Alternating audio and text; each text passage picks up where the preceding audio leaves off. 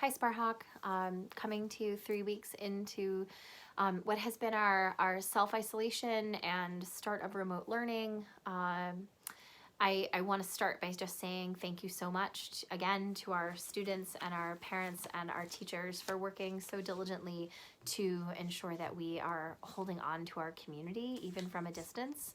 I know it is not hard. I know that we'd all much prefer to be back on campus with each other doing this, but it's just so uplifting to actually see how hard everyone's working to take care of one another, and just want to say thank you so much. I am sort of immersed in gratitude every chance I get, in watching classes and attending meetings and speaking one-on-one with students.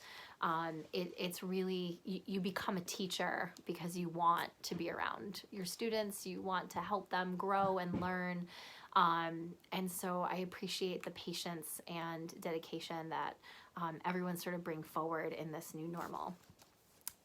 Before I was an educator, I was in disaster management. And the one piece that we always had was we had sort of a checklist. You know, you go into a flood or a fire or a tornado or even at 9/11 and you know what your next step is. Here it is. You go through these 5 steps and you will be providing relief for those affected by the disaster. And as a disaster worker, you are coming in and your job is to provide relief. You're not a person who's been affected by the disaster typically. And that's where this is really different. We don't have a rule book. I can't turn to a book on the shelf that says how to teach students during a pandemic. It just doesn't exist. We are also teachers and leaders who are also personally affected by this. No one in this nation is unaffected. So that's the other piece that I think sort of compounds this in a way and makes it an even more challenging situation, because we don't have that checklist.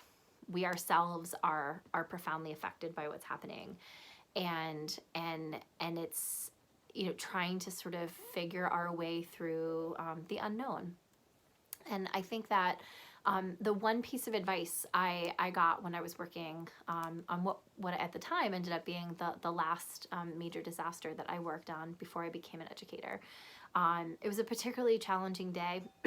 You know, one of those days where you just sort of feel like, am I even good at this? Am I helping anyone? And after about 18 hours, we were finishing up, and one of my colleagues saw that it was just a rough one. And she came over and she just said, I need you to think about one moment of joy you had today. You know, at first I was kind of like, I had no joy. Today was terrible. And she said, no, stop.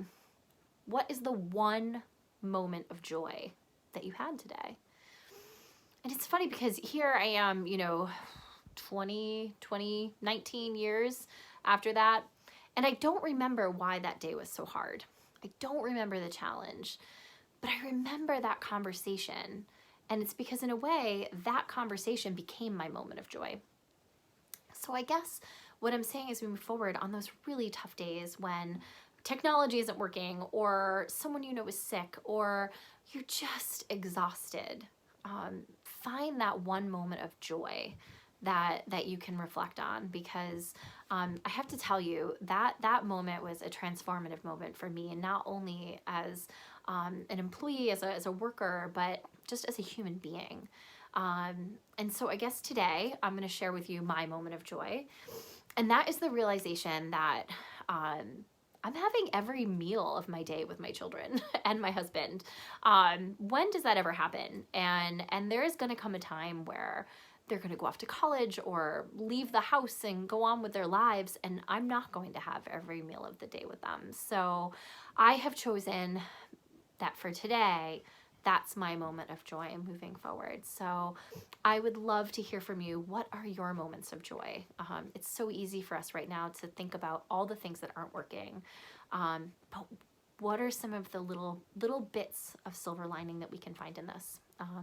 So thank you for being on this journey with me. I appreciate all of you, and know that I'm here, that we're all here to help support one another. And we'll see you next week. Take care.